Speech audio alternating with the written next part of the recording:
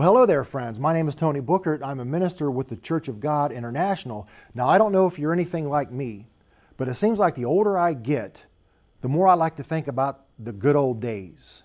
You know, the days in which you got to go out and play with your friends, and the worst that you had to worry about was going to school, and, you know, mom and dad went to work and they did all the worry and they took care of things for you. And I can't just help but go back to the days of high school, because I've been in contact with a lot of old high school friends lately, and it's just really taken me down a nice path of memory lane, and we've just really reminisced about a lot of the things that we enjoyed. And as I was thinking about school in general, and maybe if you're younger, and maybe if you're in high school, or maybe if you're around my age and you can remember thinking this the same way that I did, I just was one of those guys. I just didn't like school. I didn't like high school. You know, the social aspect of it was great. You know, I loved to spend time with my friends. You know, I played football. I loved that. Everything involved with it. My coaches, I mean, they were great mentors to me. From school dances to everything that we did in a social aspect, I absolutely loved. It was just a great time. But as far as academics, yeah, you know, I didn't do myself any favors, because I just didn't like that part of school. It just wasn't my thing, as they say. And I always felt like I was imprisoned every time that school bell would ring and I would go to my classroom and the teacher would shut the door. I felt like there was no escape for me. I just felt like I just wanted to leave, but I couldn't. It just wasn't the right environment for me. I just didn't like it. It's just not the way that I learned. However, you know, as we meet people in our lives, you know, people have different impacts on us, from the positive to the negative. There was one teacher in my high school that was really a big impact on me and really changed my mind about a lot of things. His name was Mr. Wynn, and Mr. Wynn was really quite a character. I believe he's still around today, but he was anti-capitalism. You know, he'd tear all the labels off of his clothes. He didn't want to give any kind of the corporate sponsors any kind of recognition, so he's a little quirky that way. And I wouldn't necessarily I agree with that. I'm just saying that's how he was. But he taught us a lot about life. He taught us a lot about the art of debate, you know, how people are trying to use fallacies of logic against us in our society, from commercials to the news media. He taught me a lot about life. Now, ironically, Mr. Wynn, you would think, as I'm telling you this, that he was probably an English teacher. He was probably a debate coach of some type, but he wasn't. He wasn't any of those things. You know what he was? He was a teacher of ecology. And he taught me a lot about the ecology that we live in, about nature, about the animal kingdom. He talked to us about how this earth has, and its creatures have all these symbiotic relationships, and how they all support one another, and how they function together to create this thing that we know as ecology. And he also talked to us a lot about these things called predators and these things called prey. He taught us a lot about that. And, you know, I'm sure you're aware that we spend a great deal of time and money in our country on our environment, on our ecology. We do a lot to try to thwart this thing called pollution. You know, nobody wants to live next to a trash dump. Nobody wants to live next to a chemical dump site. You know, there are reasons for certain laws, and sometimes we just take it a little bit too far, because God said that He created us to fulfill the earth, to multiply, and to subdue the earth. In other words, to use the natural resources and the ecology as He created it for mankind. This world was created in an androcentric sense, meaning that man was the apex of God's creation, and He put us in this ecology to utilize it and to function and to live, and He sustains us by it.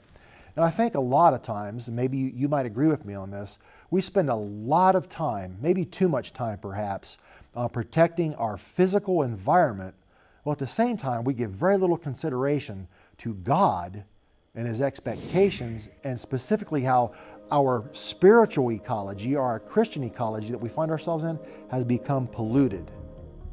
Why do we see the things that we do going on in the world as we see them? Why do we see, you know, same-sex marriages? Why are we even entertaining the thoughts of same-sex marriages?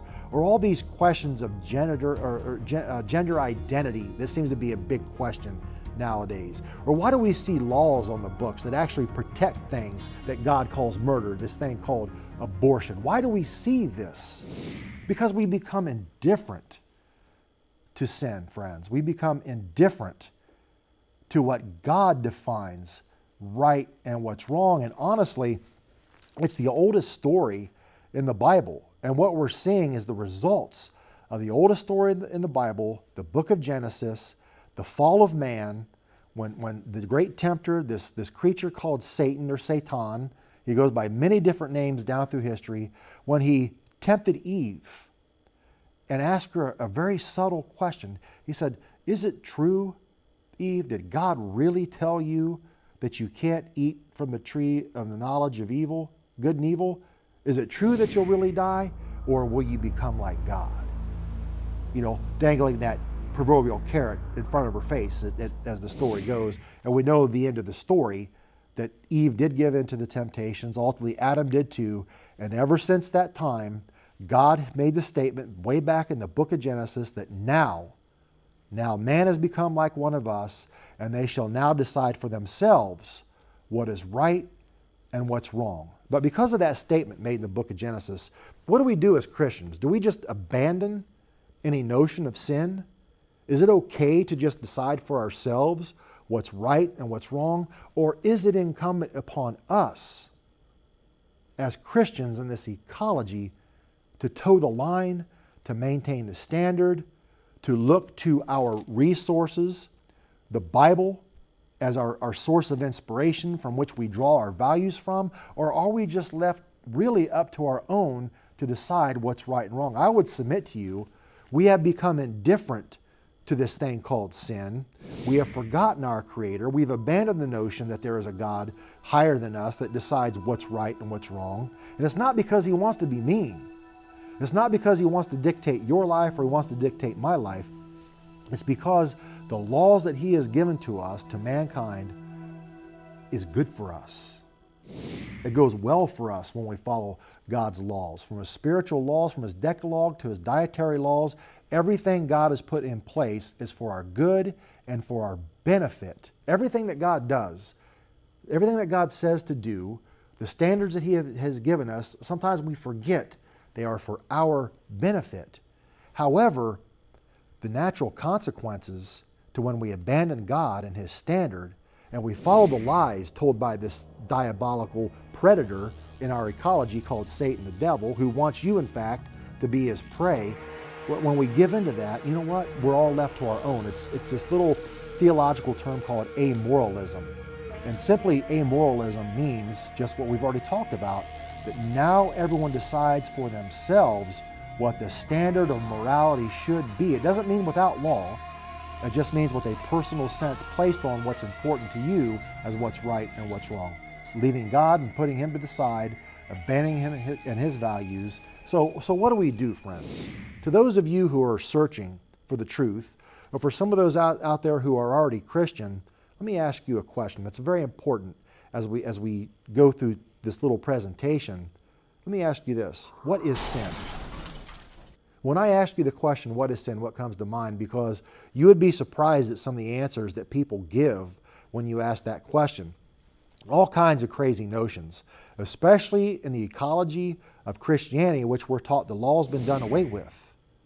You know, what do we believe now? Some people think that dancing is a sin. You know, if you dance, if you play cards, you're sinning. Or, you know, if you go a little bit too fast and you get a speeding ticket, that you've sinned. But is that really what sin is? Well, you know, maybe, perhaps, if it violates your conscience, you probably shouldn't do it. If you know to do good and you don't do it, or to him who thinks it is sin, to him it is sin.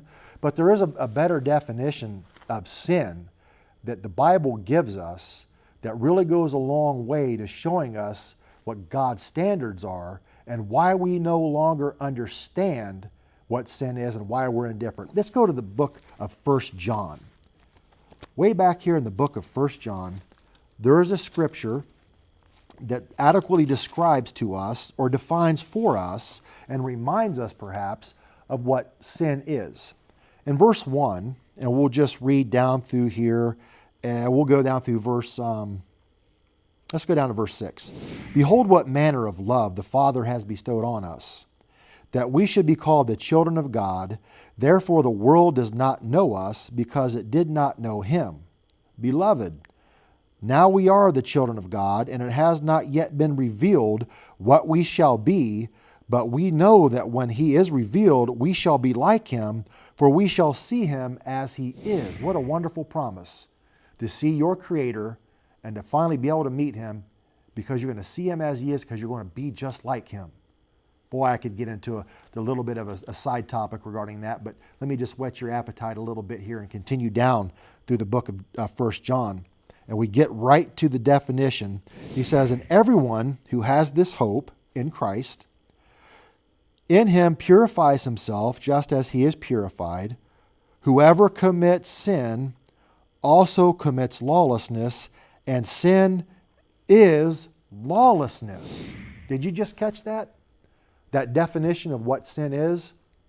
We're told time and time again that with the advent of Jesus Christ, with his death, burial, and consequent resurrection, that this thing called law, or the Decalogue, or the Ten Commandments, you've heard it right out of the book of Colossians, that the law was nailed to the cross and therefore no longer valid or holds any validity or any importance to the Christian.